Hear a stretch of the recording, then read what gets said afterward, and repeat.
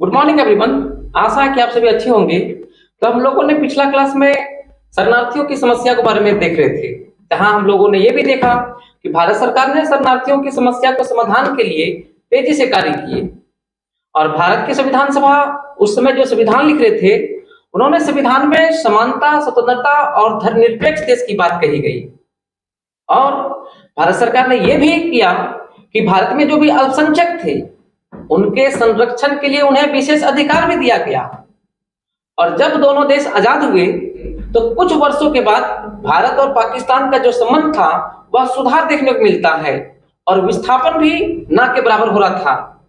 तभी दोनों देश की सरकार के बीच में समझौता होता है कि हमें आपसी सहयोग और भाईचारा जैसा संबंध बनाकर आगे बढ़ना चाहिए। और भारत ने पाकिस्तान को यह भी भरोसा दिलाया कि भारत पाकिस्तान को सहयोग करेगा। और भारत ने पाकिस्तान को यह भी कहा कि ब्रिटिश सरकार ने जो हम लोगों के ऊपर, भारत के ऊपर, पाकिस्तान के ऊपर जो कर्ज छोड़कर गया है, उसे हम दोनों को इसे खत्म करेंगे। भले अभी पाकिस्तान उस कर्ज को देने योग्य ना हो, भारत सरकार उस कर्ज को अभी दे देगा, लेकिन भारत सरकार आने वाला समय में पाकिस्तान से किस्त के रूप में वसूल लेगा। वहीं महात्मा गांधी जी को ऐसा लगा कि भारत और पाकिस्तान के समझौता के दौरान जितना पाकिस्तान को मिलना चाहिए था, उतना पाकिस्तान को नहीं मिला।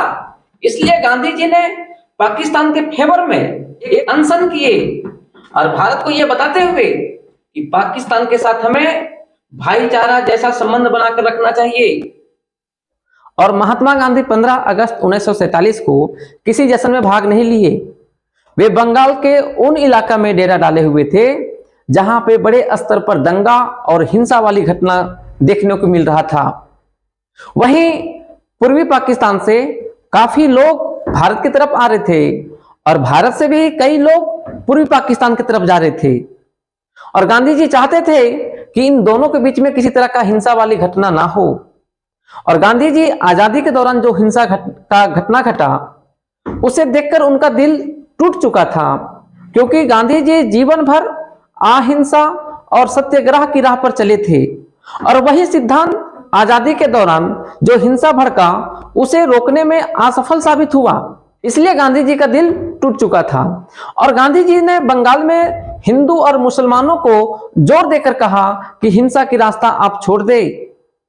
और बंगाल में गांधी जी के उपस्थिति के कारण वहां पे बड़े स्तर पर दंगा और जो हिंसा वाली घटना घट रहा था रुक गया और दोनों में सहयोग बढ़ा। वही गांधी जी कलकत्ता से दिल्ली पहुंचे और उस समय दिल्ली में भी बड़े स्तर पर हिंसक वाली घटना देखने को मिला। तो गांधी जी चाहते थे कि हम देश के प्रधानमंत्री हैं, उनसे मिले, ताकि जो देश में हिंसा वाली घटना जो हो रहा है वह ना हो और जो भी हमारे देश में मुसलमान भाई लोग हैं उन्हें बराबर का अधिकार दिया जाए। और गांधी जी दिल से चाहते थे कि मुसलमानों को भी बराबर का अधिकार दिया जाए, तभी देश में शांति और सुरक्षा बहाल होगा। और गांधी जी इस बात से भी चिंतित थे कि आगे चलकर भारत और पाकिस्तान कहीं शत्रु बनकर ना बैठे, और आगे चलकर ऐसा हुआ भी।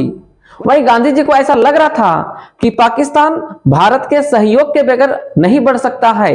इसलिए गांधी जी भारत सरकार से ये बार बार कहते थे कि पाकिस्तान को जहां तक हो सकता है वहां तक उसे आर्थिक रूप से सपोर्ट किया जाए, ताकि पाकिस्तान भी विकास कर सके और पाकिस्तान भविष्य में भारत का एक मित्र राष्ट्र बन सके। और गांधी जी इन सबों को लेकर जनवरी 1948 में पाकिस्तान के फेवर में एक अनशन करते हैं और यह अनशन गांधी जी का अंतिम अनशन होता है। और ये अनशन इसलिए करते हैं ताकि भारत सरकार पाकिस्तान को आर्थिक रूप से सपोर्ट करे और भाईचारा का संबंध को आगे बढ़ावे। तो आगे है गांधी जी का शहादत, उसे हम लोग नेक्स्ट वीडियो में पढ़ेंगे।